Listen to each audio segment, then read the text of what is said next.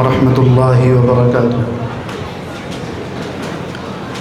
الحمد لله نحمده ونستعينه ونستغفره ونؤمن به ونتوكل عليه ونعوذ بالله من شرور أنفسنا ومن سيئات أعمالنا. من يهده الله فلا مضل له ومن يضلله فلا هادي له. ونشهد أن لا إله إلا الله وحده لا شريك له. ونشهد أن سيدنا ومولانا محمدًا عبده ورسوله. أما بعد فأعوذ بالله من الشيطان الرجيم. بسم الله الرحمن الرحيم. هو الذي أرسل رسوله بالهدى ودين الحق ليظهره على الدين كله وكفى بالله شهيدا. محمد رسول الله والذين معه أشداء على الكفار رحماء بينهم. صدق الله العظيم. انتہائی قابل احترام ان عظیم الشان اجلاس شہدائے اسلام کے روح رواں جامعہ اسلامیہ سلطانپور کے ناظم اعلیٰ مخدوم گرامی قدر حضرت مولانا محمد عثمان صاحب قاسمی دامت برکاتہم اور اسٹیج پر موجود علماء کرام، حاضرین مجلس، آج محرم الحرام کی 10 تاریخ ہے اور 10 محرم کو ایک بڑا عظیم سانحہ اسلامی تاریخ کا پیش آیا. اللہ کے محبوب پیغمبر جناب رسول اللہ صلی اللہ علیہ وسلم کے محبوب نواسے حضرت علی کے لخت جگر اور فاطمہ کے نور نظر، نوجوانان جنت کے سردار سیدنا حضرت حسین رضی اللہ عنہ کی عظیم شہادت 10 محرم کو ہوئی. یہ واقعہ کربلا کے میدان میں پیش آیا، اسی لیے آپ کو شہید کربلا بھی کہا جاتا ہے. عام طور پر ہمارے یہاں کربلا کے واقعے کے حوالے سے بہت ساری باتیں کہیں اور سنی جاتی ہیں، اور یہ ایک احساس ہے، صحیح یا غلط دونوں باتیں ہو سکتی ہیں، کہ ہمارے اپنے مقررین بھی جو کربلا کا واقعہ بیان کرتے ہیں وہ پوری بات لوگوں کے سامنے نہیں آ پاتی ہے. حضرت مولانا عثمان صاحب نے مجھے حکم دیا کہ تمہیں کربلا کے واقعے پر بات کرنی ہے، تو میں یہ سوچنے لگا کہ واقعہ کربلا ایسا واقعہ ہے کہ اس کو پورے پس منظر کے ساتھ اگر بیان کیا جائے تو کم سے کم 2.5 گھنٹے چاہیے. لیکن اب یہ بھی ایک بڑا امتحان ہے کہ محدود وقت کے اندر پوری بات عوام تک صحیح پہنچائی جائے. واقعہ کربلا کے 2 پہلو ہیں. ایک ہے کربلا سے، بلکہ 3 پہلو ہیں. ایک ہے کربلا سے پہلے، ایک ہے کربلا میں، اور ایک ہے کربلا کے بعد. یہ تینوں پہلو جب تک ہمارے سامنے نہیں ہوں گے تو ہمارے لیے کسی درست نتیجے پر پہنچنا یا کوئی درست رائے قائم کرنا مشکل کام ہے. اللہ تعالیٰ نے اپنے آخری پیغمبر جناب رسول اللہ صلی اللہ علیہ وسلم کو مبعوث فرمایا اور قرآن پاک میں یہ اعلان فرما دیا کہ آپ علیہ السلام کا دین دنیا کے سارے ادیان پر غالب آ کر رہے گا. هو الذی ارسل رسولہ بالہدی ودین الحق. اللہ نے اپنے محبوب کو، اپنے نبی کو دین دے کر، ہدایت دے کر دنیا میں مبعوث فرمایا، لِيُظْهِرَهُ عَلَى الدِّينِ كُلِّهِ، تاکہ وہ پیغمبر اس نبی کی نبوت، اس کی لائی ہوئی شریعت، اس کا لایا ہوا دین، اس کا لایا ہوا نظام دنیا کے تمام ادیان پر، دنیا کی تمام شریعتوں پر، دنیا کے تمام مذاہب پر، دنیا کے تمام نظام پر غالب آ جائے۔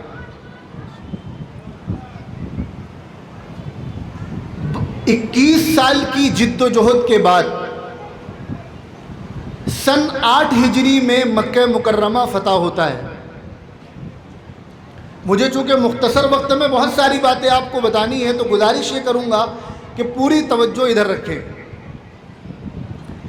سن 8 ہجری میں مکہ مکرمہ فتح ہوتا ہے، اور اس فتح کی برکت سے یہ جو آیت ہے کہ دین اسلام تمام ادیان پر غالب ہو کر رہے گا، یہ کم از کم جزیرۃ العرب کی حد تک سچ ثابت ہو جاتی ہے۔ کفار مکہ ان کی کمر توڑی جا چکی ہے، ان کے بارے میں قرآن پاک میں آیت نازل ہو گئی کہ ان کو 4 مہینے کی مہلت دی جاتی ہے۔ اگر 4 ماہ کے اندر یہ اسلام قبول نہیں کرتے ہیں، یا یہ یہاں سے نکل کر کہیں اور نہیں چلے جاتے ہیں، تو پھر ان کی سزا یہ ہے کہ ان سب کو قتل کیا جائے گا۔ فَإِذَا انْسَلَخَ أَشْهُرُ الْحُرُمِ فَاقْتُلُوا الْمُشْرِكِينَ حَيْثُ وَجَدتُّمُوهُمْ وَخُذُوهُمْ وَاحْصُرُوهُمْ، کہیں بھی پاؤ ان کو 4 مہینے کے بعد تو ان کو قتل کیا جائے گا۔ کیونکہ انہی کے درمیان اللہ تعالیٰ نے اپنے آخری پیغمبر کو مبعوث فرمایا، تو یہ ان کی سزا ہے کہ جس قوم میں اللہ نے اپنے نبی کو بھیجا، جو اس نبی کے اولین مخاطب تھے، جانتے بوجھتے ہوئے انہوں نے اپنی چودراہٹ قائم رکھنے کے لیے اس نبی کا انکار کیا، اور 21 سال تک مخالفت کی۔ 13 سال مکہ مکرمہ میں تو ظلم و ستم کی انتہا کر دی، اور ہجرت کے بعد جب حضور مدینہ منورہ تشریف لے آئے، اس کے بعد بھی 8 سال تک وقتاً فوقتاً موقع سے پریشان کرنے میں کوئی کسر نہیں چھوڑی۔ تو مشرکین مکہ کے تعلق سے تو فیصلہ ہو گیا۔ دوسری طاقت عرب میں، دوسری بڑی طاقت یہودیوں کی تھی۔ یہودیوں کے تعلق سے آیت نازل کر دی گئی، قاتلوا الذین لا یؤمنون باللہ ولا بالیوم الآخر ولا یحرمون ما حرم اللہ ورسولہ ولا يدینون دین الحق من الذین اوتوا الکتاب حتی یعطوا الجزیہ عن ید وہم صاغرون، کہ یہودیوں چونکہ اہل کتاب ہیں تو انہیں اہل ایمان کے درمیان رہنے کی تو اجازت ہے، لیکن ایک تو یہ ٹیکس دے کر رہیں گے، یہ دوسرے نمبر کے شہری بن کر رہیں گے۔ یہودیوں کو ذلیل کیا گیا، ان کی جو چودراہٹ ایک زمانے سے چلی آ رہی تھی، اور ایک غرور اور ایک گھمنڈ جو ان کے اندر چلا آ رہا تھا کہ ہم تو پیغمبروں کی اولاد ہیں، ہم بنی اسرائیل کی اولاد ہیں، اور جس گھمنڈ کی وجہ سے انہوں نے بنو اسماعیل میں پیدا ہونے والے آخری پیغمبر جناب رسول اللہ صلی اللہ علیہ وسلم کا انکار فرمایا تھا، اس گھمنڈ کو چور چور کر دیا گیا۔ یہودیوں کی طاقت بھی ٹوٹ گئی، الگ الگ جگہوں پر آباد ہو گئے۔ خیبر میں جا کر یہودیوں کی ایک بڑی تعداد آباد ہوئی کہ یہ یہودیوں کا سب سے مضبوط قلعہ تھا۔ تو حضرت علی آپ نے خوب واقعہ سنا ہے، اسی لیے حضرت علی کو فاتح خیبر بھی کہا جاتا ہے۔ اللہ تعالیٰ نے یہودیوں کے اس قلعے کو بھی فتح کروایا، اور اس طرح آخری کیل بھی ٹھوک دی گئی۔ مکہ فتح ہونے کے بعد جناب رسول اللہ صلی اللہ علیہ وسلم نے جب آپ عرب کے حوالے سے مطمئن ہو گئے، تو عرب کے باہر دوسرے سربراہان مملکت کو خطوط ارسال فرمائے، جن میں خاص طور پر 2 سربراہان مملکت کا تذکرہ ہمیں جاننا ضروری ہے۔ اس وقت دنیا کی 2 سپر پاور طاقتیں تھیں، ایک رومن امپائر قیصر، اور ایک ایران کی حکومت جسے کسرا کہا جاتا تھا۔ تو 2 سپر پاور طاقتیں تھیں، اور پوری دنیا انہی 2 سپر پاور طاقتوں کے درمیان بٹی ہوئی تھی۔ دنیا کے بعض ممالک کسرا کے ساتھ تھے اور بعض رومن امپائر کے ساتھ تھے، اور سب سے بڑی طاقت یہ قیصر روم کی تھی، جو 3 بر اعظموں تک پھیلی ہوئی تھی۔ پورا یورپ اس کے اندر داخل تھا، ایشیا کا مغربی حصہ اس میں داخل تھا اور تقریباً پورا افریقہ بھی ان کے زیر نگی تھا۔ تو یہ دنیا کی اس وقت کی دو سب سے بڑی طاقتیں تھیں۔ اللہ کے نبی صلی اللہ علیہ وسلم نے اپنی موجودگی میں ان دونوں حکومتوں کو خطوط ارسال فرمائے۔ سن 10 ہجری میں پیارے آقا دنیا سے پردہ فرما گئے۔ حضرت ابو بکر صدیق رضی اللہ عنہ کا زمانہ آیا اور یہودی جو دنیا کی سب سے زیادہ سازشی قوم ہیں اور جن کے اندر انتقام کی آگ جل رہی تھی، انہوں نے حضور کی زندگی سے ہی تماشے کرنے شروع کیے، اور جب حضور دنیا سے پردہ فرما گئے تو سیدنا ابو بکر صدیق رضی اللہ عنہ کے زمانے میں ان کی سازشیں بڑھی۔ حضرت ابو بکر صدیق رضی اللہ عنہ تقریباً 2.5 سال خلیفہ رہے، 2 سال 6 مہینے، اور حضور کے دنیا سے پردہ فرمانے کے بعد جو بڑے بڑے فتنے رونما ہوئے، جس میں جھوٹے مدعیان نبوت ہیں، منکرین زکوٰۃ ہیں، اور بھی کئی فتنے ہیں جو حضرت ابو بکر صدیق رضی اللہ عنہ کے زمانے میں پیدا ہوئے، اور سیدنا ابو بکر صدیق کا ہی جگرا تھا کہ آپ نے 2.5 سال کے مختصر سے عرصے میں ان تمام فتنوں کو ختم فرمایا۔ اور یہ وہی موقع ہے جب ان فتنوں کی سرکوبی کی جا رہی ہے، اور ایک موقع ایسا آیا کہ حضرت ابو بکر صدیق رضی اللہ عنہ ایک فیصلہ لے رہے ہیں، اور بعض صحابہ کرام کہہ رہے ہیں کہ ابھی تو نبی دنیا سے گئے ہیں، آپ اتنی سختی نہ کریں، تھوڑا سا برداشت کر لیں۔ حضرت عمر بھی فرما رہے ہیں، تو وہ تاریخی جملہ سیدنا ابو بکر صدیق نے ارشاد فرمایا کہ ابو بکر زندہ رہے اور دین میں کمی بیشی ہو جائے، یہ نہیں ہو سکتا۔ اَيُنْقَصُ الدِّينُ وَأَنَا حَيٌّ، دین میں کمی ہو جائے اور ابو بکر زندہ رہے۔ سیدنا ابو بکر صدیق رضی اللہ عنہ کے زمانے میں جھوٹے مدعیان نبوت کا خاتمہ کیا گیا۔ جن لوگوں نے زکوٰۃ دینے سے انکار کیا تھا ان کی اصلاح کی گئی، اور بھی جو کام اس وقت کے ضروری تھے وہ کیے گئے۔ 2.5 سال کے مختصر عرصے میں سیدنا ابو بکر صدیق نے دین کو اپنی حالت پر، جو پیارے آقا چھوڑ کر گئے تھے، اسی حالت پر واپس برقرار رکھ کر حضرت عمر رضی اللہ عنہ کے حوالے دین کو کر دیا۔ حضرت ابو بکر دنیا سے تشریف لے گئے، اور اپنے بعد سیدنا عمر بن خطاب کو انہوں نے اپنا جانشین نامزد فرما دیا، اور تمام صحابہ کرام نے سیدنا عمر بن خطاب کو اپنا خلیفہ تسلیم کر لیا۔ یہ بات ہمارے پیش نظر رہنی چاہیے کہ یہ جو خلافت کا انتخاب ہے کہ نبی کے بعد حضرت ابو بکر کی خلافت، پھر حضرت عمر کی خلافت، پھر حضرت عثمان، اور پھر حضرت علی، ایسا نہیں ہے کہ صحابہ کرام نے اپنی مرضی سے انہیں خلیفہ چن لیا تھا، بلکہ یہ اللہ کا نظام تھا، اور خود جناب رسول اللہ صلی اللہ علیہ وسلم نے اپنی زندگی میں کچھ اشارے ایسے دے دیے تھے۔ سیدنا ابو بکر کے حوالے سے تو واضح احکامات جاری فرما دیے تھے، اپنے مسلح پر کھڑا کر کے، حج کا امیر بنا کر، کئی ایسی چیزیں ہوئیں جس سے یہ پتہ چل گیا کہ حضور کے بعد حضرت ابو بکر کو آپ کا جانشین بننا ہے۔ لیکن حضور نے اپنی زندگی میں حضرت عمر کے حوالے سے بھی اشارے فرمائے تھے، اور بعض روایات سے معلوم ہوتا ہے کہ حضرت عثمان اور حضرت علی کے حوالے سے بھی کچھ اشارے ایسے ملتے ہیں کہ نبی کی بھی یہی منشا تھی جس پر صحابہ کرام نے عمل کیا۔ حضرت عمر بن خطاب رضی اللہ عنہ کے زمانے میں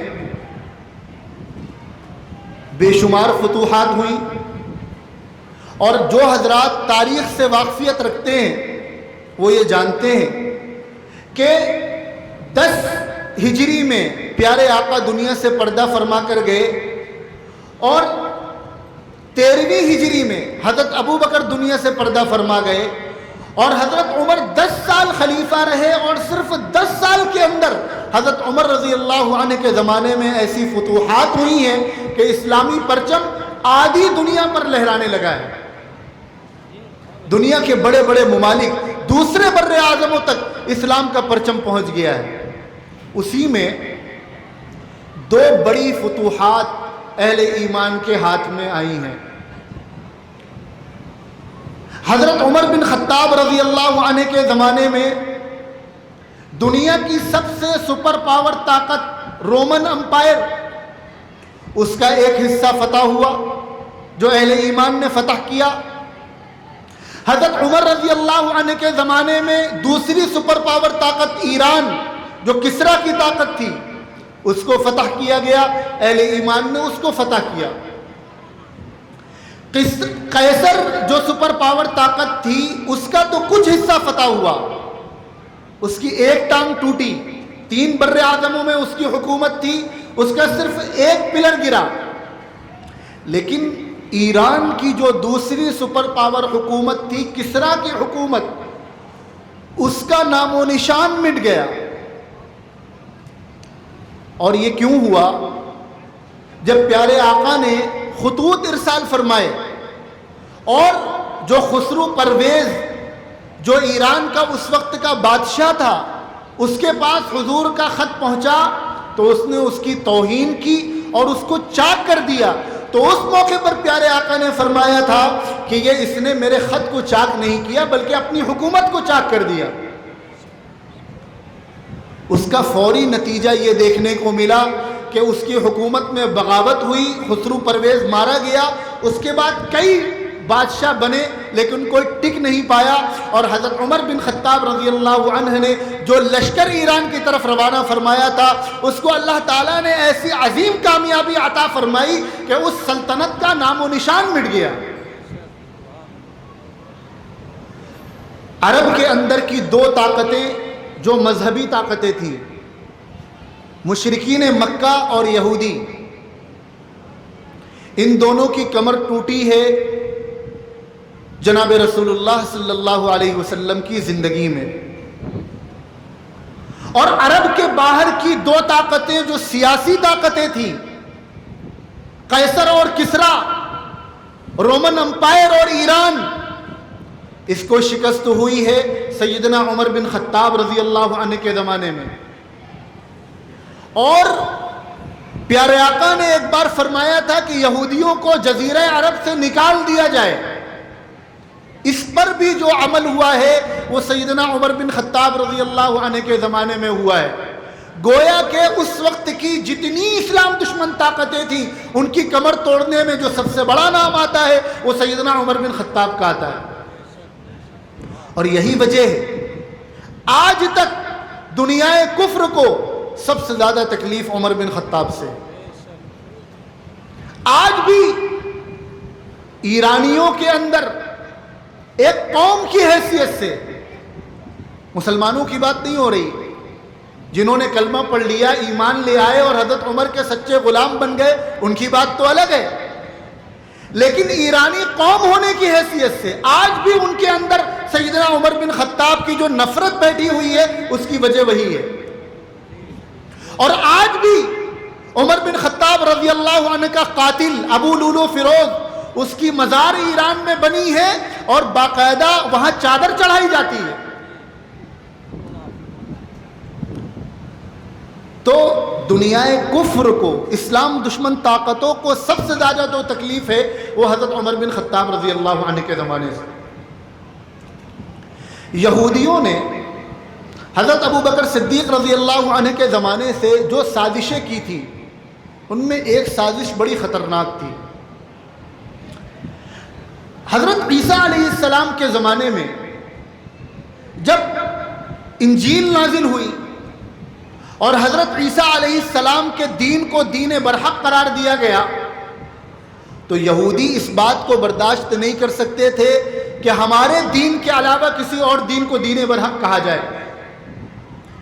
تو یہودیوں نے سازش کر کے ایک یہودی عالم، اس نے اس وقت عیسائیت قبول کی، تاریخ میں اس کا نام سینٹ پال کے نام سے آتا ہے، اور اس نے عیسائی بننے کے بعد حضرت عیسیٰ علیہ السلام کے صحیح اور صاف ستھرے دین میں اس نے شرک کی آمیزش کی، حضرت عیسیٰ علیہ السلام کے تعلق سے خدا ہونے کا دعویٰ کیا، اور بہت ساری خرافات اس نے حضرت عیسیٰ علیہ السلام کے دین میں شامل کی۔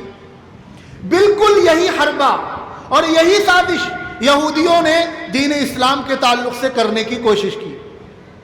ایک شخص ہے عبداللہ ابن سبا، یمن کا رہنے والا ہے، یہودی عالم ہے، اس نے بظاہر اسلام قبول کرنے کا اعلان کیا اور اندر اندر اسلام کے بنیادی عقیدے اور اسلام کی مقدس شخصیات کے خلاف سازش کرنا شروع کیا۔ لیکن ظاہر ہے اللہ نے اس دین کی حفاظت کا وعدہ فرمایا ہے۔ محمد رسول اللہ آخری پیغمبر ہے، آپ کے بعد کسی نبی کو نہیں آنا، قرآن آخری کتاب ہے، آپ کے بعد کوئی کتاب نہیں آئے گی، اسلام آخری دین ہے، اب کسی دین کو نہیں آنا۔ حضرت عیسیٰ علیہ السلام کے دین میں تحریف کی گئی تو قرآن نے آ کر اسے ٹھیک کر دیا، لیکن اگر خدا نہ خواستہ دین اسلام میں تحریف کر دی گئی تو اب کون اسے آ کر ٹھیک کرے گا؟ اللہ نے اس کی حفاظت کا وعدہ فرمایا ہے۔ ایک طرف ایرانی پلاننگ کر رہے ہیں کہ ہمیں عمر سے بدلہ لینا ہے رضی اللہ عنہ، دوسری طرف حضرت عمر بن خطاب رضی اللہ عنہ کی عمارت میں دنیا کے بڑے بڑے ممالک فتح ہو رہے ہیں، اسلام کا دائرہ وسیع ہو رہا ہے، اسلامی پرچم پھیل رہا ہے۔ اب یہ پلاننگ چل رہی ہے ایرانیوں میں بھی، ادھر یہودیوں میں بھی، ادھر عیسائیوں میں بھی، کہ اگر یہ عمر کچھ دن اور زندہ رہ گئے تب تو پوری دنیا میں اسلام ہی اسلام ہوگا، پھر ہمارا کیا ہوگا؟ فوری طور پر کوئی ایسی تدبیر ہونی چاہیے کہ عمر کا کام تمام کیا جائے۔ اب مجلس بیٹھی، کیا کرنا چاہیے؟ کون عمر کا کام تمام کرے گا؟ اس وقت کی دنیا کے سب سے پاورفل حکمراں، سب سے طاقتور حکمراں، جن کے نام سے بڑے بڑے بادشاہوں کے قدم لرزتے تھے، اور وہ کہاں موجود ہیں؟ راجدھانی میں موجود ہیں، مدینے میں موجود ہیں۔ اتنا آسان نہیں ہے ان کو شہید کرنا۔ مشورہ ہو رہا ہے، منتن ہو رہا ہے، دماغ لگایا جا رہا ہے کیا کیا جائے۔ ایک شخص کھڑا ہوتا ہے، ابو لولو فیروز، وہ کہتا ہے کہ میں اس کام کو کرنے کے لیے تیار ہوں۔ بہرحال اس کو سازش کر کے، پلاننگ کر کے مدینے میں داخل کرنے کی کوشش کی جاتی ہے۔ ایک صحابی، چونکہ وہ بہت ماہر تھا ہتھیار بنانے میں، اور اس وقت ظاہر ہے مسلمانوں کو اس کی ضرورت تھی، مدینہ منورہ آ گیا۔ ایک صحابی نے، میں بہت مختصر کر کے آپ کو بتانے کی کوشش کر رہا ہوں، ایک صحابی نے اس کو لے لیا اپنی غلامی میں، اور یہ طے ہو گیا کہ تم میرے لیے ہتھیار بناؤ گے اور دوسرے اوزار بناؤ گے، اور اس کے بدلے میں تم مجھے اتنا ٹیکس دو، اور میں تمہاری ضمانت لے رہا ہوں تاکہ تم مدینے میں رہ سکو۔ ایک مرتبہ کا واقعہ ہے، حضرت عمر بن خطاب رضی اللہ عنہ جا رہے تھے، یہ مل گیا، اس نے اپنے مالک کی شکایت کی۔ کیا شکایت کی؟ کہ میرے مالک مجھ سے ٹیکس بہت زیادہ لیتے ہیں، آپ اسے کم کرائیے۔ حضرت عمر نے فرمایا کہ تمہاری کمائی کتنی ہے؟ اس نے بتلایا میں ہر دن اتنا کما لیتا ہوں، ہفتے میں اتنا کما لیتا ہوں۔ حضرت عمر نے فرمایا پھر تمہارا ٹیکس زیادہ نہیں ہے، تمہاری کمائی بہت اچھی ہے۔ پھر اس کے بعد حضرت نے کہا کہ تمہارے اوزار تو بڑے شاندار ہیں، بہت اچھا نیزہ بناتے ہو، ایک کام کرو ایک میرے لیے بھی بنا دو۔ وہ آیا تو اسی ارادے سے تھا کہ حضرت عمر کو کام تمام کرنا ہے، اور پھر حضرت عمر نے اس کی سفارش بھی قبول نہیں کی، اس کی بات بھی نہیں مانی۔ اب جب حضرت عمر نے فرمایا کہ تم میرے لیے بھی ایک نیزہ بنا دو، تو اس نے دھمکی بھرے لہجے میں کہا آپ کے لیے تو میں ایک ایسا نیزہ تیار کروں گا کہ دنیا یاد رکھے گی۔ حضرت عمر بن خطاب رضی اللہ عنہ مسکرائے اور وہاں سے واپس ہو گئے، اور واپس ہوتے ہوئے حضرت عمر کی بصیرت اپنے ساتھیوں سے آپ نے فرمایا کہ یہ مجھے جان سے مارنے کی دھمکی دے رہا ہے۔ آپ کے ساتھیوں نے کہا حکم دیجئے اسے گرفتار کر لیا جائے، اس کی جرت کہ آپ کو دھمکی دے رہا ہے۔ آپ نے فرمایا نہیں، ابھی تو اس نے صرف کہا ہے، کیا تو نہیں ہے نا، تو ایسے کیسے گرفتار کر لیا جائے؟ بعض ساتھیوں نے مشورہ دیا کہ آپ کو اپنے ساتھ دربان رکھ لینا چاہیے، حضرت عمر نے منع فرما دیا۔ اب ادھر اس نے پلاننگ شروع کی کہ کس طرح حضرت عمر سے بدلہ لیا جائے. ایک طرف یہ چل رہا ہے. اب تصویر کا دوسرا رخ دیکھیے. دوسری طرف عمر بن خطاب اللہ سے دعا مانگ رہے ہیں. کیا دعا مانگ رہے ہیں؟ شہادت کی دعا مانگ رہے ہیں. عمر بن خطاب شہادت کی دعا مانگ رہے ہیں. اور صرف شہادت کی دعا نہیں مانگ رہے, مدینے میں شہادت کی دعا مانگ رہے ہیں. اگر ہم اس زمانے کا جغرافیہ دیکھیں, اس وقت کے سینریو پر نگاہ ڈالیں, تو ہمیں یہ لگتا ہے کہ عمر کی یہ دعا قبول ہونا تو ناممکن ہے. حضرت عمر دارالحکومت میں موجود ہیں, جہاد ہو رہا ہے بارڈر پر. ظاہر ہے شہادت پانے کے لیے حضرت عمر کو جانا پڑے گا, اور صحابہ کرام نے منع کر رکھا ہے. خاص طور پر حضرت علی نے اس بات کو منع کر رکھا ہے کہ آپ باہر نہیں نکلیں گے. آپ تو اس وقت امت کی جان ہیں. آپ حضرت علی کے الفاظ کہتے ہیں, جس طرح چکی ہوتی ہے اور چکی کے بیچ میں وہ ڈنڈا ہوتا ہے جس کے ارد گرد پوری چکی گھوم رہی ہوتی ہے. حضرت علی رضی اللہ عنہ نے حضرت عمر سے فرمایا, آپ امت کے درمیان چکی کے اس ڈنڈے کی مانند ہے کہ آپ پر پوری امت کا دار و مدار ہے, آپ باہر نہیں نکلیں گے. اور حضرت عمر کے دل میں شہادت کی تمنا انگڑائی لے رہی ہے. آپ دعا مانگ رہے ہیں, اور ساتھ میں یہ بھی دعا مانگ رہے ہیں کہ اللہ کے نبی کے دیار میں شہادت کی موت ملے. اور ادھر اللہ تعالیٰ اس دعا کو قبول فرما کر اس طرح حضرت عمر کی دعا کے قبول ہونے کا انتظام فرما رہے ہیں. اور پھر ظاہر سی بات ہے عمر دعا کریں, عمر کچھ مانگے تو اللہ کیسے منع کر سکتے ہیں؟ عمر تو وہ ہے کہ جن کے مشورے پر اللہ آیات نازل فرماتے ہیں. عمر تو وہ ہے جن کے مشوروں پر اللہ احکامات نازل فرماتے ہیں. اور عمر کسی چیز کی تمنا کریں, عمر کسی چیز کی دعا کریں اور وہ قبول نہ ہو, یہ نہیں ہو سکتا. ادھر عمر شہادت کی دعا کر رہے ہیں اور ادھر اللہ تعالیٰ ان کی شہادت کا انتظام فرما رہے ہیں.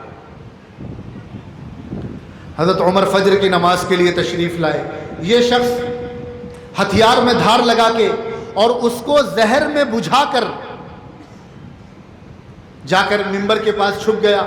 صبح کا وقت ہے, فجر کی نماز کا وقت ہے, اندھیرا ہے, روشنی بھی نہیں ہے. حضرت عمر نماز پڑھانے کے لیے کھڑے ہوتے ہیں. جیسے ہی نیت باندھتے ہیں اور تلاوت شروع کرتے ہیں, یہ حضرت عمر پر حملہ کر دیتا ہے, اور حملہ ایسا شدید کرتا ہے کہ آپ کی ساری آنتیں اور پیٹ وغیرہ سب کٹ جاتا ہے. اس کے بعد باہر نکلنے کی کوشش کرتا ہے. ظاہر نماز ہو رہی ہے تو صحابہ کرام کی صفیں لگی ہوئی ہیں. پہلی صف سے نکلنے کی کوشش کرتا ہے. صحابہ اس کو صف کو ایسے صحابہ کرام ملا لیتے ہیں کہ یہ باہر نہ جانے پائے. تو جو صحابہ سامنے ہوتے ہیں ان پر بھی حملہ کرتا ہے, دوسری صف والوں پر بھی حملہ, تیسری صف والوں پر بھی حملہ. اس طرح کئی صحابہ کرام کو مارتا ہوا اور ان کو زخمی کرتا ہوا یہ آگے بڑھتا ہے. اور جب اس کو لگتا ہے کہ اب میرا بچ پانا مشکل ہے تو اپنے آپ کو مار لیتا ہے. حضرت عمر بن خطاب رضی اللہ عنہ کو خبر ملتی ہے کہ آپ کو مارنے والا ابو لولو فیروز ہے, وہی غلام ہے جس نے آپ کو دھمکی دی تھی.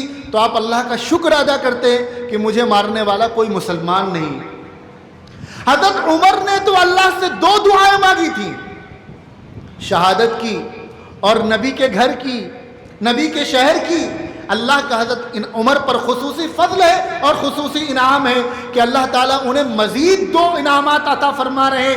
عمر شہادت مانگ رہے ہیں, اللہ نے شہادت عطا فرمائی. عمر نے نبی کا شہر مانگا, اللہ نے نبی کا شہر عطا فرمایا. اب باقی دو انعام اللہ نے اپنی طرف سے عطا فرمائے, نبی کا مصلی بھی عطا فرمایا اور نبی کا پڑوس بھی اور نبی کا حجرہ بھی عطا فرمایا. آج بھی حضرت عمر پیارے آقا کے ساتھ آرام فرما رہے ہیں.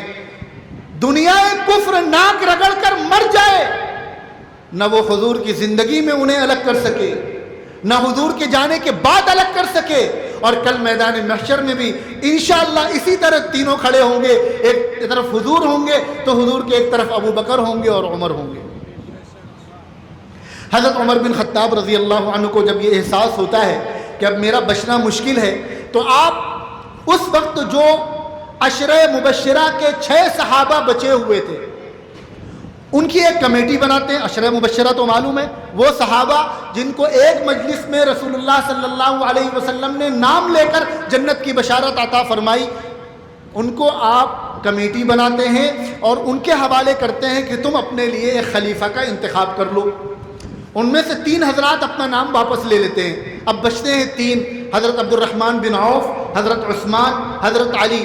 عبد الرحمن بن عوف رضی اللہ عنہ اس بات پر اپنا نام واپس لے لیتے ہیں کہ تم دونوں مجھے حکم بنا دو کہ میں تمہارے درمیان فیصلہ کروں، تو میں اپنا نام واپس لیتا ہوں. یہ دونوں راضی ہو جاتے ہیں. حضرت عبد الرحمن بن عوف مسلمانوں کی رائے لیتے ہیں اور مسلمانوں کی رائے ہوتی ہے کہ حضرت عثمان کو خلیفہ بنایا جائے. اس طرح حضرت علی حضرت عثمان کے ہاتھ پر بیعت کرتے ہیں، پوری امت بیعت کرتی ہے اور حضرت عثمان خلیفہ بن جاتے ہیں. ادھر دشمن یہ سوچ رہا تھا کہ ہم نے عمر کا کام تمام کر دیا، اب ہماری پلاننگ کامیاب ہوگی. یہودی یہ سوچ رہے ہیں اب ہم اپنی کھوئی ہوئی عزت واپس لیں گے.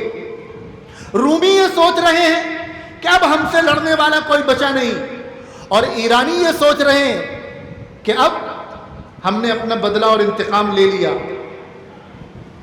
لیکن نہیں، ان کا یہ خواب زیادہ دن تک باقی نہیں رہا. حضرت عثمان کے ہاتھ میں خلافت آئی تو حضرت عثمان رضی اللہ عنہ کے 12 سال کے دور میں 8 سال شروع کے ایسے گزرے ہیں کہ جو حضرت ابو بکر اور حضرت عمر کے خلافت کا تسلسل ہے، جو ایک لیگیسی حضرت ابو بکر دے کر گئے تھے اور جس کو آگے بڑھایا حضرت عمر فاروق نے، اسی کو باقی رکھا ہے. حضرت عثمان غنی رضی اللہ عنہ نے. اسی طرح فتوحات ہو رہی ہیں، اسلامی پرچم لہرا رہا ہے، ملک در ملک فتح ہو رہے ہیں، لوگ جوک در جوک اسلام میں داخل ہو رہے ہیں. اور حضرت عثمان کے زمانے میں وہ عظیم الشان کارنامہ جو مسلمانوں کا پہلا بحری بیڑا بنا ہے، حضرت امیر معاویہ رضی اللہ عنہ نے مشورہ دیا کہ مسلمانوں کے پاس اپنا بحری بیڑا نہیں ہے، سمندری جنگ اگر ہو جائے تو مسلمانوں کے پاس وسائل نہیں ہے جنگ لڑنے کے، لہذا بحری بیڑا بنانا چاہیے. حضرت عثمان نے فرمایا کہ مسلمانوں کے پاس اتنے پیسے نہیں ہیں بیت المال میں کہ بحری بیڑے کو بنایا جا سکے. حضرت معاویہ کہتے ہیں کہ آپ اجازت دیجئے، باقی کام میرے اوپر چھوڑ دیجئے. بہرحال ان کے اس جذبے کو دیکھتے ہوئے حضرت عثمان اجازت مرحمت فرما دیتے ہیں. پھر حضرت عثمان کی سرپرستی اور حضرت امیر معاویہ کی نگرانی میں ایسا اسلامی بحرہ تیار ہوتا ہے، بحری بیڑا تیار ہوتا ہے کہ اس وقت کی سپر پاور طاقت قیصر کے پاس 650 بحری بیڑے تھے اور حضرت امیر معاویہ اس وقت مسلمانوں کے 1100 بحری بیڑے تیار کراتے ہیں. قرآن جو جمع ہوا وہ حضرت عثمان رضی اللہ عنہ کے زمانے میں ہوا. بڑے بڑے تاریخی کارنامے ہیں جو عثمان رضی اللہ عنہ کے زمانے میں ہوئے. ادھر عبداللہ ابن سبا نے کیا کام کیا؟ چونکہ اس کو اسلام پر حملہ کرنا تھا، مذہب اسلام کی اصل تصویر کو بگاڑنا تھا، تو اس نے کیا کام کیا؟ اس نے الگ الگ ممالک کے چکر لگائے اور سارے ممالک کے چکر لگانے کے بعد ایران پہنچا. ایران پہنچنے کے بعد اسے اندازہ ہوا کہ میں یہاں سے اپنے مہم کی شروعات کر سکتا ہوں. ایرانیوں کا ایک خاص مزاج تھا، وہ مزاج تھا ہیرو ورشپ کا. جو طاقتور ہوتا تھا، جو ان کی نگاہ میں بڑا ہوتا تھا، وہ اس کو اور اس کے اولاد کو، اس کے گھر والوں کو معصوم سمجھتے تھے. اب اس نے کیا کام شروع کیا؟ اس نے ان کے درمیان جا کر یہ شوشہ چھوڑا کہ نبی کے بعد تو خلافت کے اصل حقدار علی تھے، اور یہ پوری تاریخی حقائق سے میں آپ کو بتلا رہا ہوں. سب سے پہلے ابو بکر اور عمر کی خلافت کا انکار کرنے والا ایک یہودی تھا. اس نے جا کر ایرانیوں کے دماغ میں یہ زہر گھولا کہ خلافت کے حقدار علی تھے. چونکہ ایران نیا نیا فتح ہوا ہے، لوگ نئے نئے مسلمان ہوئے ہیں، اور ان کے اندر سے وہ جو مزاج تھا خاص ایرانیوں کا ابھی وہ نکلا نہیں ہے. بہت سارے لوگ اس کے بہکاوے میں آ گئے اور اس نے مہم بنا کر یہ کام کرنا شروع کیا کہ حضرت ابو بکر، حضرت عمر، حضرت عثمان نے حضرت علی کا حق چھینا ہے، خلیفہ تو علی کو ہونا چاہیے۔ ظاہر ہے حضرت ابو بکر تو دنیا سے چلے گئے، حضرت عمر بھی چلے گئے، اب حضرت عثمان موجود ہیں، اور اس نے دھیرے دھیرے حضرت عثمان کے خلاف بغاوت کی تیاری شروع کرائی۔ دوسری طرف حضرت عمر بن خطاب رضی اللہ عنہ کے زمانے میں ایک شہر آباد ہوا جسے کوفہ کہا جاتا ہے۔ حضرت سعد بن ابی وقاص ان کی نگرانی میں کوفہ شہر آباد ہو رہا ہے۔ کوفیوں کا ایک خاص مزاج تھا کہ وہ بات بات پر لڑنا، جھگڑنا، اپنے حکمرانوں سے ہمیشہ ناخوش رہنا، ان کی شکایتیں کرنا، ہنگامہ کرنا، یہ کوفیوں کا عام مزاج تھا، اور حضرت عمر کی پوری زندگی ان سے پریشان رہتے ہوئے گزر گئی۔ جس کو بھی وہاں حاکم بنا کر بھیجا جاتا یہ اس کی شکایتیں کرنا شروع کر دیتے، کسی سے خوش نہیں۔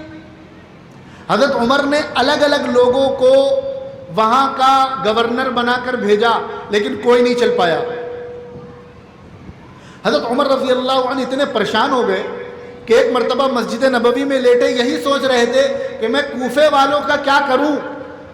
آپ کی آنکھ لگ گئی۔ اتنے میں ایک بڑے جلیل القدر صحابی حضرت مغیرہ ابن شعبہ وہاں پہنچ گئے۔ بڑے جلیل القدر صحابی ہیں، تاریخ میں ان کو بھی بڑا بدنام کیا گیا ہے۔ حضرت عمر رضی اللہ عنہ کو دیکھا تو پہچان گئے، پوچھا کیا بات ہے، آپ کیوں پریشان نظر آ رہے ہیں؟ حضرت عمر نے فرمایا کہ میں کوفے والوں سے پریشان ہو گیا ہوں، سمجھ میں نہیں آتا ان کا کیا کیا جائے، جس کو بھیجتا ہوں انہیں اسی سے شکایت ہوتی رہتی ہے۔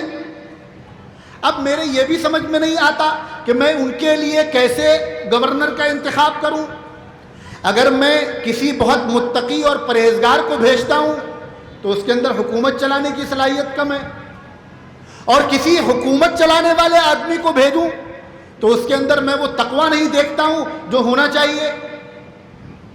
حضرت مغیرہ ابن شعبہ رضی اللہ عنہ سے مشورہ لیتے ہیں، اور آپ حضرت عمر کو مشورہ دیتے ہیں، دیکھیے اگر آپ کسی بہت دیندار، بہت متقی پرہیزگار کو بھیجیں گے اور وہ سلطنت چلانے میں کمزور ہوگا تو وہ اپنے تقوی کی وجہ سے اپنا تو فائدہ کر لے گا، لیکن سلطنت کی کمزوری کی وجہ سے وہ امت کا نقصان کرے گا۔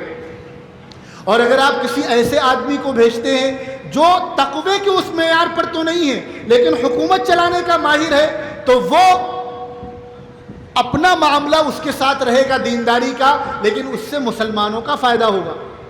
پھر اس وقت جو حضرت عمر رضی اللہ عنہ کی شورا کے ممبران تھے وہ بھی تشریف لے آتے ہیں، وہ بھی یہی رائے دیتے ہیں۔ پھر حضرت عمر فرماتے ہیں ایسا ہے حضرت مغیرہ ابن شعبہ سے کہ میں آپ کو ہی وہاں کا گورنر بنا دیتا ہوں، اور پھر حضرت مغیرہ ابن شعبہ تا حیات حضرت عمر کی پوری زندگی کوفہ کے گورنر رہے۔ اب یہ کوفی جنہیں بات بات پہ تماشا کرنے کی عادت تھی، حضرت عثمان رضی اللہ عنہ کے زمانے میں بھی انہوں نے یہ تماشا شروع کیا۔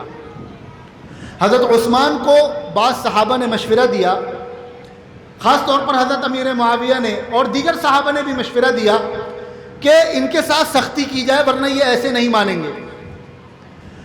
حضرت عثمان رضی اللہ عنہ نے ان کوفیوں، ان لوگوں کو جو تماشے کر رہے تھے، ملک بدر کر کے ملک شام بھیج دیا حضرت معاویہ کے پاس تاکہ ان کا علاج ہو، لیکن یہ ایسے سخت جان لوگ تھے کہ وہاں بھی ان کا علاج نہیں ہو سکا۔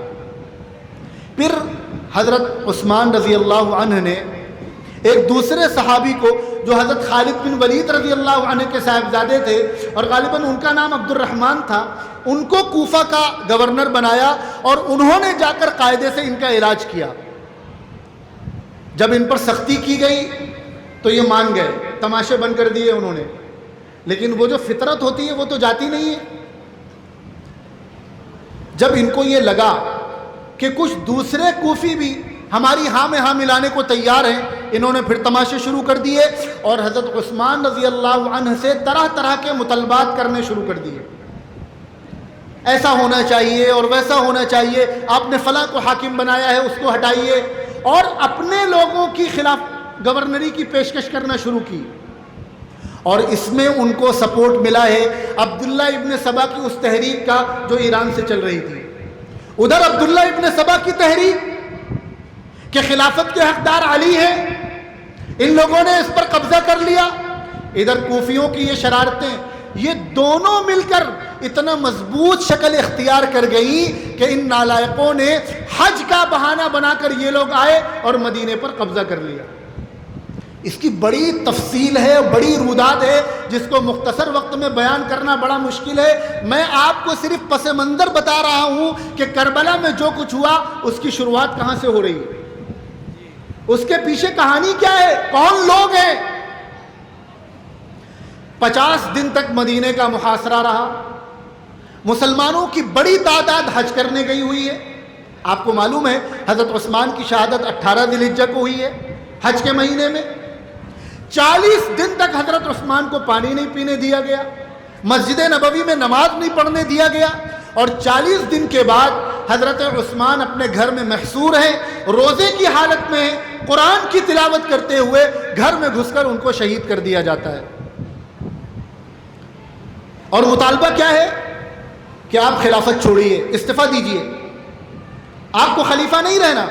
اور مزے کی بات یہ ہے کہ حضرت عثمان پر جو الزامات لگائے گئے، ایک موقع پر حضرت عثمان نے اس کی صفائی دی اور اس کی تائید فرمائی ہے حضرت علی رضی اللہ عنہ نے. اور دوبارہ جب ان بلوائیوں نے حضرت عثمان پر اعتراض کیا ہے تو اس کا جواب بھی حضرت علی نے دیا ہے. لیکن آج ہمارے زمانے میں، آج سے 50-60 سال پہلے ایک بہت بڑے مورخ گزرے ہیں جن کا بڑا نام ہے، شاید ان کا نام لینے سے کچھ لوگوں کو تکلیف ہو. انہوں نے ایک کتاب لکھی خلافت و ملوکیت کے نام سے. وہ اعتراضات جو حضرت عثمان رضی اللہ عنہ پر کیے گئے، جن کا جواب حضرت عثمان نے دیا، جن کی تائید حضرت علی نے فرمائی، وہ اعتراضات جو بلوائیوں نے حضرت عثمان پر لگائے اور ان کے جوابات حضرت علی دے چکے، ان صاحب نے بھی وہی اعتراضات اپنی کتابوں میں لکھ مارے. بہرحال حضرت عثمان رضی اللہ عنہ شہید کر دیے گئے.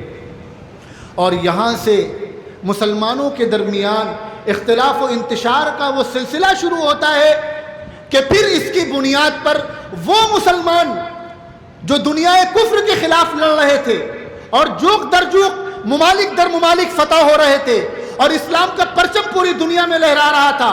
اور آپ اندازہ لگائیے 10 ہجری میں پیارے آقا دنیا سے پردہ فرما رہے ہیں تو ابھی عرب تک اسلام کا پرچم لہرا رہا ہے. اور 2.5 سال حضرت ابو بکر کے، 10 سال حضرت عمر کے اور 12 سال حضرت عثمان کے، ان 25 سالوں میں آدھی دنیا سے زیادہ علاقے پر اسلامی پرچم لہرا چکا ہے. اتنی تیزی سے یہ اسلامی پرچم لہرا رہا ہے. اور حضرت عثمان کی شہادت ہوتے ہی 5 سال تک مسلمان صرف آپس میں لڑے ہیں اور تقریباً 83,000 مسلمانوں کی گردنیں اس میں نپی ہیں.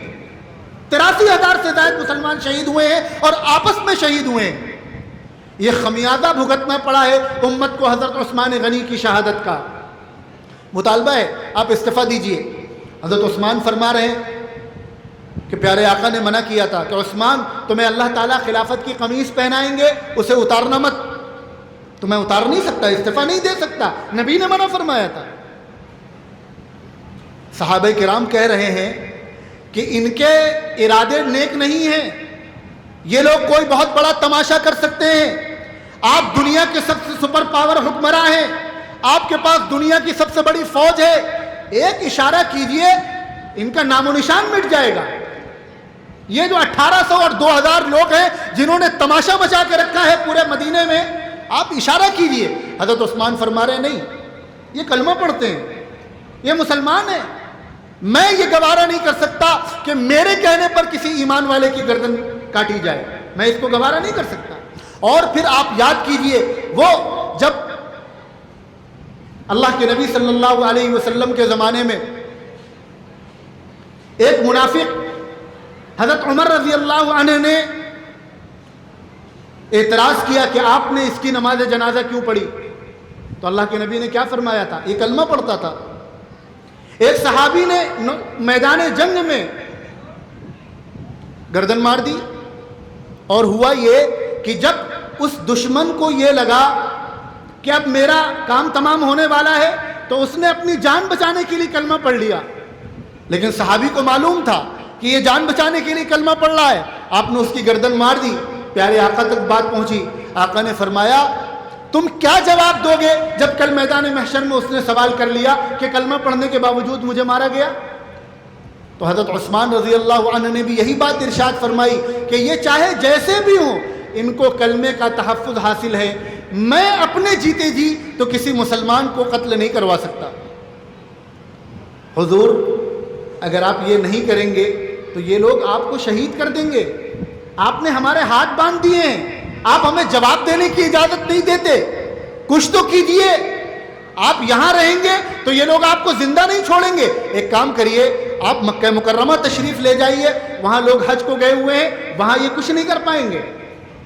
حضرت عثمان فرماتے ہیں نہیں، ایسا نہ ہو کہ میں مکہ مکرمہ جاؤں، یہ لوگ بھی میرے پیچھے آ جائیں اور وہاں آ کر یہ تماشا کریں، تو میں نبی کی اس وعید کا مستحق ہو جاؤں کہ جس میں آپ نے فرمایا تھا کہ جو شخص مکہ مکرمہ میں خون خرابہ کرے گا اسے آدھی دنیا کے برابر عذاب دیا جائے گا. میں ایسا نہیں کر سکتا. تیسرا مشورہ دیا گیا، تو پھر آپ ایک کام کریں، آپ حضرت معاویہ کے پاس ملک شام چلے جائیں. آپ نے فرمایا نہیں، میں مدینہ چھوڑ کر نہیں جا سکتا. بہرحال حضرت عثمان شہید کر دیے گئے. اب حضرت علی رضی اللہ عنہ کو خلیفہ بنایا گیا، اور جن لوگوں نے حضرت علی کی بیعت کی اس میں یہ لوگ بھی شامل ہیں جنہوں نے حضرت عثمان کو شہید کیا ہے. اس میں دو طبقہ ہے، ایک تو کوفیوں کا ہے اور دوسرا ان سبائیوں کا بھی ہے جن کا یہ دماغ بھر کے لایا گیا تھا کہ خلافت کے حقدار علی تھے. ایسے لوگ بھی شامل ہیں اور انہوں نے حضرت علی کی بیعت کر لی. حضرت معاویہ رضی اللہ عنہ جو ملک شام میں ان کو پتہ چلا تو انہوں نے اختلاف کیا کہ پہلے حضرت علی کے قاتلوں سے بدلہ لیا جائے، اس کے بعد ہم بیعت کریں گے. یہ بڑا نازک موڑ ہے جسے سمجھنا آپ کے لیے ضروری ہے. میرا وقت پورا ہو گیا ہے اور حقیقت میں آپ کو بتلاؤں کہ بات شروع ہوئی ہے لیکن میں کوشش کروں گا کہ بس میں اپنی بات ختم کروں. آپ کو مجھے پس منظر سمجھانا ہے، اصل واقعہ کربلا پھر کبھی. جب اس پس منظر کو آپ سمجھ جائیں گے تو آپ کو پتہ چلے گا کہ دشمنوں نے کیسی چال چلی ہے اور کس طرح اسلام کے اوپر انہوں نے خنجر گھونپا ہے. حضرت معاویہ رضی اللہ عنہ اور حضرت علی کا اختلاف ہوا.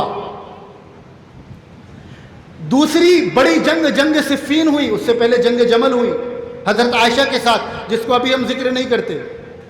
حضرت معاویہ رضی اللہ عنہ کے ساتھ جنگ صفین ہوئی اور تقریباً 70,000 مسلمان شہید ہوئے. اب یہاں پر ایک بات سمجھ لیجئے، حضرت معاویہ بھی صحابی ہیں اور حضرت علی بھی صحابی ہیں. ٹھیک ہے، حضرت علی کا مرتبہ حضرت معاویہ سے بہت بلند ہے، بہت بلند ہے، بہت بلند ہے. حضرت علی خلیفہ راشد ہیں، سابقون الاولون میں سے ہیں، بہت بڑا مقام ہے حضرت علی کا. لیکن صحابی تو دونوں ہیں، جنتی تو دونوں ہیں، نبی کی اللہ کی رضا دونوں کے لیے ہے کہ نہیں ہے؟ کوئی شک ہے اس بات پر؟ جب دو جنتیوں کے بیچ اختلاف ہو رہا ہے، جب نبی کے دو لاڈلوں کے بیچ میں اختلاف ہو رہا ہے، جب دو ایسے لوگوں کے بیچ میں اختلاف ہو رہا ہے جن سے اللہ راضی ہو چکے ہیں، تو اب ان کے بعد آنے والوں کی کیا حیثیت ہے جو کہیں کہ کون صحیح اور کون غلط؟ ہماری آپ کی کوئی حیثیت ہے؟ جبکہ ہمیں معلوم ہے کہ دونوں جنتی ہیں اور ہمیں اپنا انجام نہیں پتا. ہمیں نہیں پتا کہ ہم جنت میں جا پائیں گے کہ نہیں جا پائیں گے، لیکن ان کے بارے میں پتا ہے کہ معاویہ بھی جنتی ہیں، علی بھی جنتی ہیں. تو ہمیں یہ حق کس نے دے دیا کہ ہم یہ فیصلہ کریں کہ کون صحیح کون غلط؟ ان کا معاملہ وہ جانے، نبی جانے، اللہ جانے، ہم کون ہوتے ہیں بولنے والے؟ بہرحال اختلاف ہوا. 5 سال تک یہ اختلاف چلا، لڑائیاں چلی. ایک وقت وہ آیا جب حضرت علی رضی اللہ عنہ اور حضرت معاویہ دونوں نے یہ ارادہ فرما لیا کہ ہمیں آپس میں صلح کرنی ہے. اور جب دشمنوں کو یہ پتہ چلا کہ حضرت علی رضی اللہ عنہ حضرت معاویہ سے صلح کا ارادہ فرما رہے ہیں تو انہی نالائقوں نے حضرت علی رضی اللہ عنہ کو بھی شہید کر دیا. انہی نالائقوں نے جنہوں نے حضرت عثمان کو شہید کیا تھا. انہی نالائقوں نے جنہوں نے 5 سال تک مسلمانوں کے درمیان تفرقہ پیدا کیا، اختلاف پیدا کیا، جب انہوں نے دیکھا کہ اگر یہ صلح ہو گئی، اگر یہ دونوں مل گئے، تو وہ آگ جو ہمارے سینوں میں جل رہی ہے، عبداللہ ابن سبا کی وہ کوشش جو حضور کے زمانے سے اور حضرت ابو بکر کے زمانے سے شروع ہوئی ہے، اور ایرانیوں کی وہ کوشش جو حضرت عمر کی شہادت سے شروع ہوئی ہے، اور کوفیوں کی یہ تماشے بازی، یہ سب مل کر اتنی محنت سے ہم نے مسلمانوں کو آپس میں لڑایا ہے، اگر انہوں نے صلح کر لی تب تو ہماری ساری پلاننگ فیل ہو جائے گی، اور اس کے بعد سب سے پہلے گردن ہماری ناپی جائے گی۔ تو ان نالائقوں نے صبح فجر کی نماز میں حضرت علی رضی اللہ عنہ کو بھی شہید کر دیا۔ انہیں خارجی کہا جاتا ہے۔ کیا کہا جاتا ہے؟ خارجی کہا جاتا ہے۔ حضرت علی رضی اللہ عنہ شہید کر دیے گئے، خلیفہ بنے حضرت حسن مجتبی رضی اللہ عنہ۔ حضرت حسن کون ہے؟ حضرت حسن بھی نبی کے نواسے ہیں، حضرت حسن بھی نوجوانان جنت کے سردار ہیں، حضرت حسن بھی ان تمام فضیلتوں کے حقدار ہیں جن کے حقدار حضرت حسین ہیں، اور حضرت حسن وہ ہیں جن کے بارے میں پیارے آقا نے فرمایا کہ میرا یہ بیٹا سردار ہے، اور عن قریب یہ مسلمانوں کی 2 عظیم جماعتوں میں صلح کرائے گا۔ ان جملوں کو یاد رکھیے پیارے آقا کے۔ آپ نے فرمایا بین فئتین عظیمتین من المسلمین، کہ مسلمانوں کی 2 عظیم جماعتوں میں میرا یہ بیٹا صلح کرائے گا۔ وہ 2 عظیم جماعتیں کون سی ہیں؟ ایک جماعت حضرت علی کی ہے، ایک جماعت حضرت معاویہ کی ہے، اور دونوں جماعتوں کے بارے میں پیارے آقا فرما رہے ہیں کہ یہ دونوں جماعتیں مسلمانوں کی 2 عظیم جماعتیں ہیں۔ اب مجھے بتلاؤ، آج 1400 سال کے بعد کوئی مولوی کیمرے میں بیٹھ کر اگر یہ بیان کرے کہ حضرت معاویہ غلط تھے اور انہوں نے غلطی کی اور انہوں نے یہ غلط کیا اور وہ غلط کیا، تو اس کی سنو گے یا حضور کی سنو گے؟ پیارے آقا فرما رہے ہیں کہ 2 مسلمانوں کی 2 عظیم جماعتیں، اور دوران جنگ حضرت علی فرما رہے ہیں کہ ہمارے درمیان کے جو شہید ہیں اور حضرت معاویہ کے جو شہید ہیں یہ دونوں جنتی ہیں۔ حضرت علی فرما رہے ہیں دونوں جنتی ہیں، ہمارے مقتول بھی جنتی، معاویہ کے مقتول بھی جنتی۔ اور دوران جنگ رومی بادشاہ جب حضرت معاویہ رضی اللہ عنہ کو خط لکھتا ہے کہ معاویہ مجھے پتہ چلا ہے کہ تمہارے اور علی کے درمیان لڑائی چل رہی ہے، ایسا کرو میں بھی تمہارے ساتھ شامل ہو جاتا ہوں، پھر دونوں لوگ مل کر علی کے خلاف جنگ لڑیں گے۔ تو حضرت معاویہ کے وہ تاریخی الفاظ ہیں، آپ نے فرمایا او رومی کتے، اگر تیرا یہ ارادہ ہے تو سمجھ لینا کہ علی کی فوج میں شامل ہو کر سب سے پہلے جو شخص اس سے لڑائی لڑے گا وہ معاویہ ہوگا۔ قرآن نے کہا ہے رحماء بینہم، ٹھیک ہے ایک اختلاف ہوا، یاد رکھنا صحابہ کا اختلاف بھی اللہ کی خاطر ہوا ہے، دین کی خاطر ہوا ہے۔ صحابہ کی دوستی بھی اللہ کے لیے ہے، صحابہ کی دشمنی بھی اللہ کے لیے ہے، صحابہ کی زندگی کا ہر عمل اللہ کے لیے، جس کو اللہ نے قرآن میں فرمایا ہے یبتغون فضلا من اللہ ورضوانا۔ صحابہ کرام کا ہر کام کس لیے ہوتا ہے؟ اللہ کی رضا کے لیے ہوتا ہے۔ حضرت علی نے ایک فیصلہ لیا کہ پہلے حکومت کو مستحکم کیا جائے، پھر دشمنوں سے اور قاتلین عثمان سے بدلہ لیا جائے گا۔ یہ بھی پورے اخلاص کے ساتھ لیا، دیانت داری کے ساتھ لیا، اور صرف اللہ کی خاطر لیا۔ اور حضرت معاویہ نے جو فیصلہ لیا کہ نہیں پہلے بدلہ لیا جائے گا اور پھر بیعت کی جائے گی، وہ بھی صرف اللہ کی خاطر، دین کی خاطر اور اخلاص کے ساتھ لیا۔ ہاں ہمارے علماء یہ بات لکھتے ہیں کہ حضرت معاویہ رضی اللہ عنہ نے ایک اجتہاد کیا، چونکہ حضرت علی خلیفہ راشد ہیں اور ان کا مقام حضرت معاویہ سے بہت بلند ہے، اس لیے یہ حضرت معاویہ کی اجتہادی خطا تھی۔ اجتہادی خطا کسے کہتے ہیں؟ پیارے آقا نے فرمایا کہ مجتہد جب اجتہاد کرتا ہے تو 2 چیزیں ہوتی ہیں، یا تو صحیح اجتہاد کرتا ہے یا غلط اجتہاد کرتا ہے۔ صحیح اجتہاد کرتا ہے تو اسے دوہرا اجر ملتا ہے، اور اگر اس سے اجتہاد میں خطا ہو گئی تب بھی اس کو ایک اجر ملتا ہے۔ تو ہمارے علماء لکھتے ہیں کہ حضرت معاویہ سے اجتہادی خطا ہوئی، لیکن یہ ناکارہ، چھوٹی زبان، چھوٹا منہ۔ میرا ان علماء سے بھی سوال ہے کہ جب 2 مجتہدین کے درمیان الگ الگ اجتہاد ہوا اور اس میں اختلاف ہوا، تو آج ہم کون ہوتے ہیں یہ فیصلہ کرنے والے کہ کس کا اجتہاد صحیح تھا اور کس کا اجتہاد غلط تھا؟ صحابہ یہ فیصلہ کریں۔ حضرت ابو حنیفہ میں اور امام شافعی میں اختلاف ہوا، اسی زمانے کے علماء نے طے کر دیا۔ جو حنفی ہیں وہ یہ کہتے ہیں امام ابو حنیفہ کا اجتہاد صحیح ہے لیکن غلطی کا بھی احتمال ہے، اور امام شافعی کا اجتہاد غلط ہے لیکن صحیح ہونے کا بھی احتمال ہے۔ وہ کہتے ہیں کہ امام شافعی کا اجتہاد صحیح لیکن غلطی کا بھی احتمال ہے، اور ابو حنیفہ کا اجتہاد غلط لیکن صحیح ہونے کا بھی احتمال ہے۔ تو مجتہدین تو آپس میں ایک دوسرے کے بارے میں یہ رائے رکھیں اور ہم یہ فیصلہ کریں کہ صحابی کے رسول کا اجتہاد غلط، اس میں صحیح ہونے کا کوئی احتمال ہی نہیں ہے۔ بہرحال ہمیں اس بحث میں نہیں جانا، خلاصہ یہ ہے کہ دونوں صحابی ہیں، زبان کھولتے ہوئے اپنا انجام یاد رکھنا، اللہ ان سے راضی ہو چکے ہیں۔ پھر کیا ہوا؟ حضرت حسن رضی اللہ عنہ نے بیعت لی، اور اس شرط کے ساتھ بیعت لی کہ بیعت کرنے والوں کی بیعت میرے لیے، اور اگر میں کل کو جا کر کسی کے ہاتھ پر بیعت کر لوں تو ان تمام لوگوں کی بیعتیں خود بخود ادھر ٹرانسفر ہو جائیں گی۔ 6 مہینے تک بیعت کا سلسلہ چلتا رہا۔ جب سارے لوگ حضرت حسن کے ہاتھ پر بیعت کر چکے تو حضرت حسن نے پیغام بھیجا حضرت معاویہ کے پاس، چچا جان تشریف لائیے، ہم آپ کے ہاتھ پر بیعت کرنے کے لیے تیار ہیں۔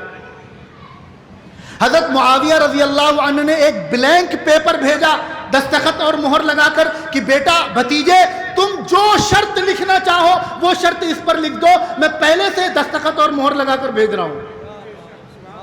دمشق کی جامع مسجد ہے، مسلمانوں کا اجتماع لگا ہے، تخت سجا ہوا ہے، پوری دنیا کی نگاہیں ہیں کہ 5 سال کا اختلاف ختم ہونے جا رہا ہے۔ دیکھو کیا ہوتا ہے، حضرت معاویہ تشریف لاتے ہیں، حضرت حسن حضرت معاویہ کو تخت پر بٹھاتے ہیں اور اعلان کرتے ہیں کہ لوگوں تمہیں یاد ہوگا کہ بیعت لیتے وقت میں نے کہا تھا کہ تمہاری بیعت میرے لیے، اور اگر میں کسی کے ہاتھ پر بیعت کر لوں تو تمہاری بیعت ادھر منتقل ہو جائے گی، تمہیں یاد ہے؟ سب نے کہا جی جی مجھے یاد ہے۔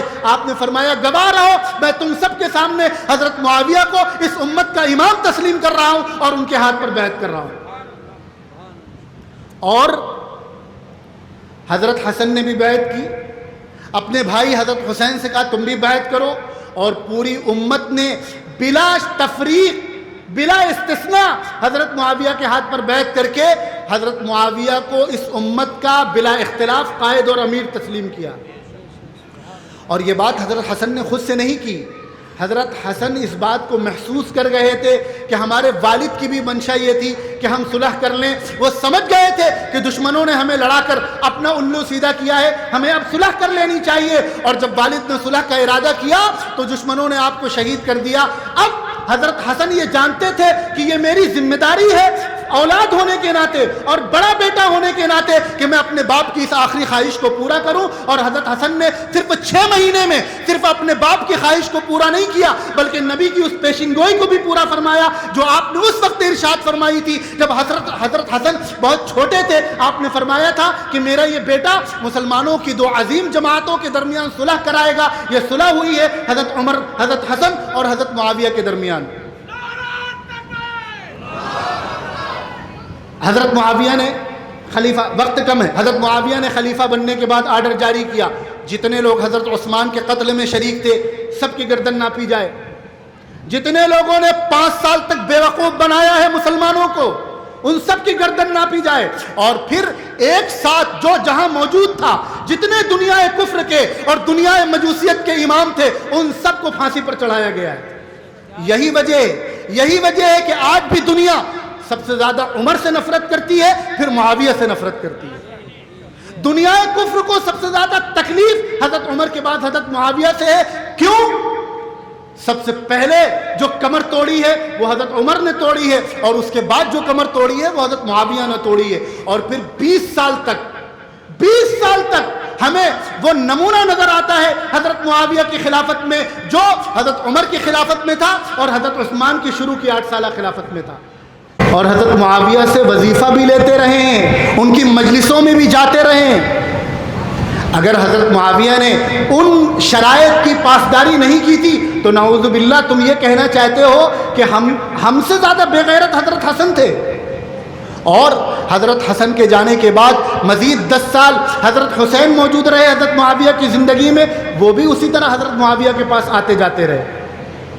سن 56 ہجری میں حضرت معاویہ 40-41 ہجری میں خلیفہ بنے ہیں، اور 60 کی ہجری، اب لفظ خلیفہ پر بھی مجھے بات کرنی ہے۔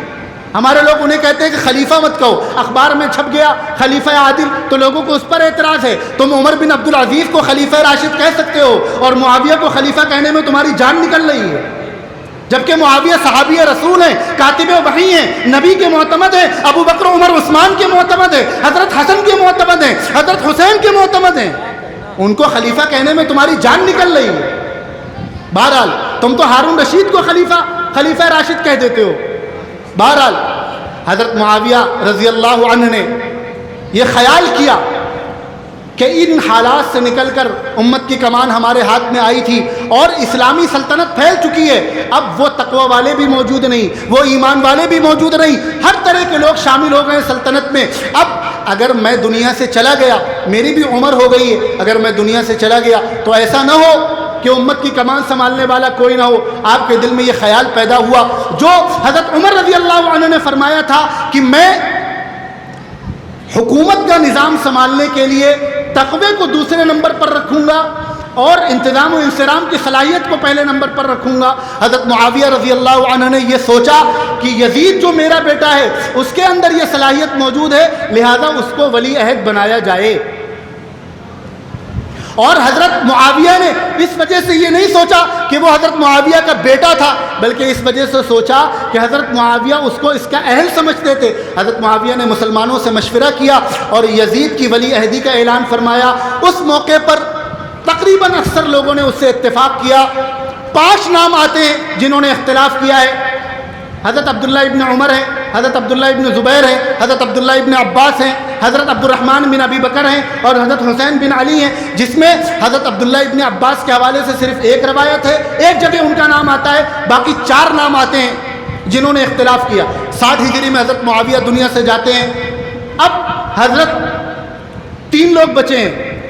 حضرت عبد الرحمن بن ابی بکر دنیا سے جا چکے ہیں، 3 لوگ بچے ہیں، غالباً حضرت عبداللہ ابن زبیر جا چکے ہیں، اب 3 لوگ بچے، حضرت حسین اور یہ 2 عبداللہ، ان دونوں نے مخالفت کی ہے۔ حضرت حسین رضی اللہ عنہ کو مشورہ دیا گیا کہ آپ صرف مخالفت کریں، آپ ان کے خلاف کوئی اقدام نہ کریں، لیکن حسین تو حسین تھے، وہ جس بات کو صحیح سمجھ لیتے تھے پھر کوئی ان کو اس سے ہٹا نہیں سکتا تھا۔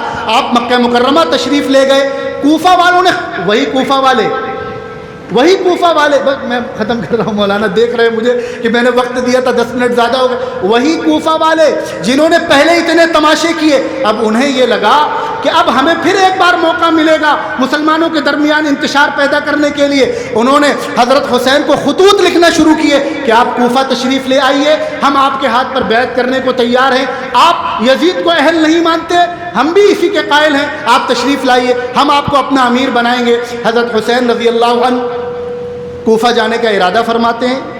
آپ کے چچا، آپ کے بھائی حضرت علی کے دوسری بیوی سے بیٹے حضرت محمد بن حنفیہ یہ بھی آپ کو منع فرماتے ہیں۔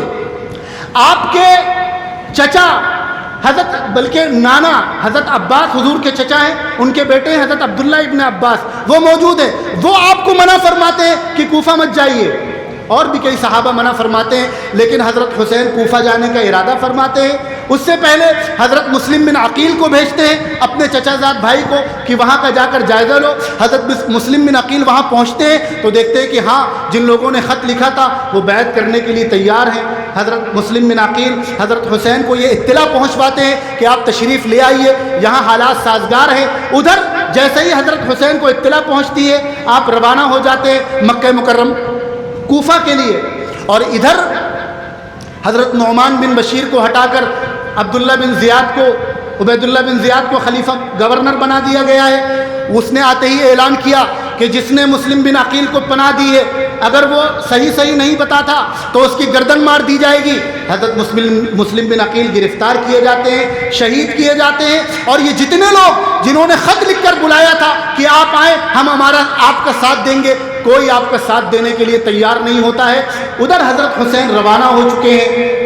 کوفہ پہنچنے سے کچھ میل پہلے حضرت حسین کو یہ اطلاع ملتی ہے کہ مسلم بن عقیل شہید کر دیے گئے اور جن لوگوں نے خطوط لکھے تھے انہوں نے غداری کی ہے۔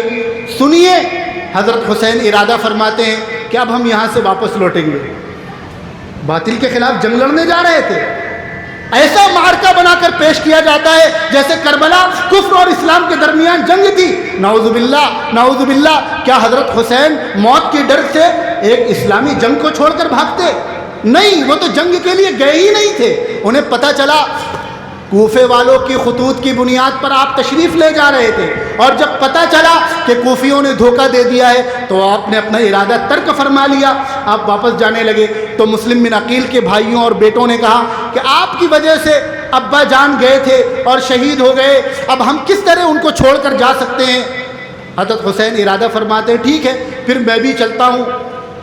آپ کوفے کی طرف جا رہے ہیں، کوفہ سے پہلے دیکھتے ہیں کہ وہ یزیدی فوج موجود ہے، آپ اپنا راستہ بدل کر کربلا کی طرف چلے جاتے ہیں۔ کربلا پہنچتے ہیں تو وہاں یزید کی فوج سے آپ کا سامنا ہوتا ہے۔ بس میں آخری بات آپ کے سامنے عرض کر رہا ہوں،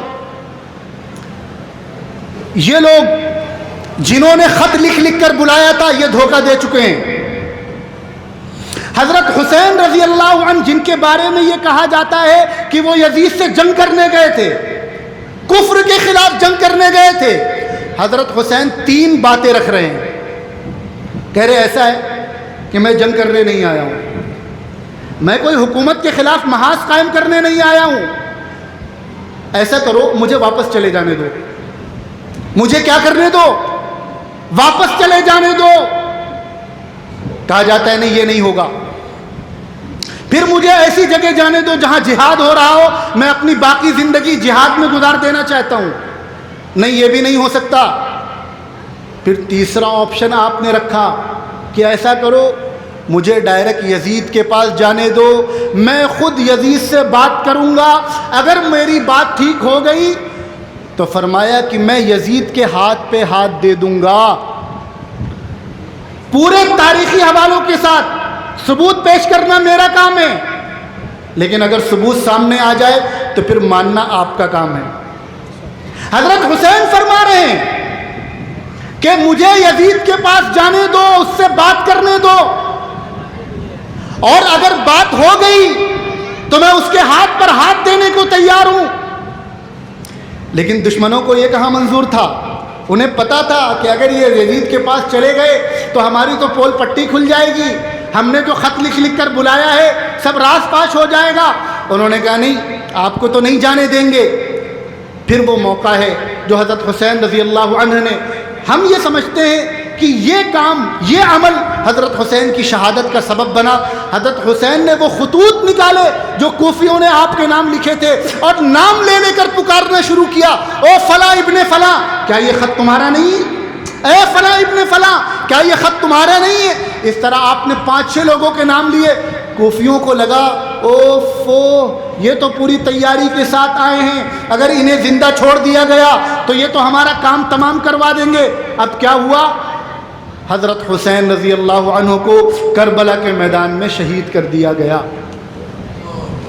خیموں میں آگ لگا دی گئی۔ کیوں؟ یہ سارے دستاویزات، یہ کئی سو خطوط جو ہم نے لکھے یہ خیموں کے اندر موجود ہیں، اگر یہ یزید کے ہاتھ میں لگ گئے تب بھی ہماری گردن ناپ دی جائے گی، اس لیے خیموں میں آگ لگائی گئی۔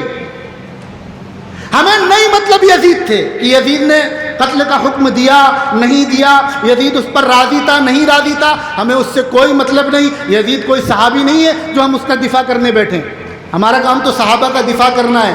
لیکن جن لوگوں نے خط لکھ لکھ کر بلایا اور یزید کے پاس جانے نہیں دیا، اور جنہوں نے خیموں میں آگ لگائی، اور جنہوں نے حضرت حسین کا ساتھ چھوڑ دیا اور ان کو وہاں شہید ہونے دیا، ان کی بات کون کرے گا؟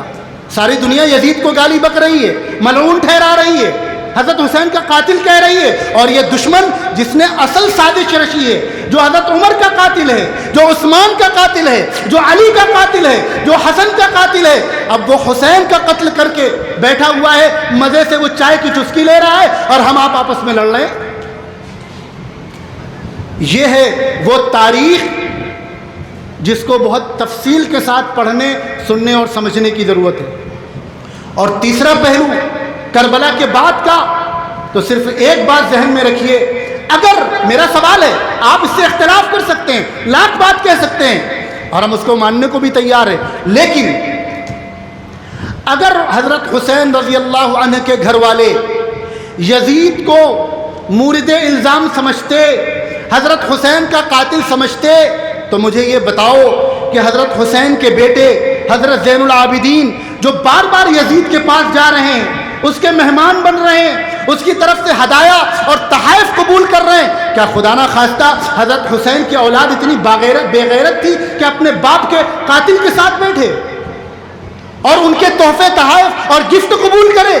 بہرحال ہمیں تو یہ بات سمجھ میں نہیں آتی کہ حضور کا خون، فاطمہ کا خون اتنا بے غیرت ہو سکتا ہے۔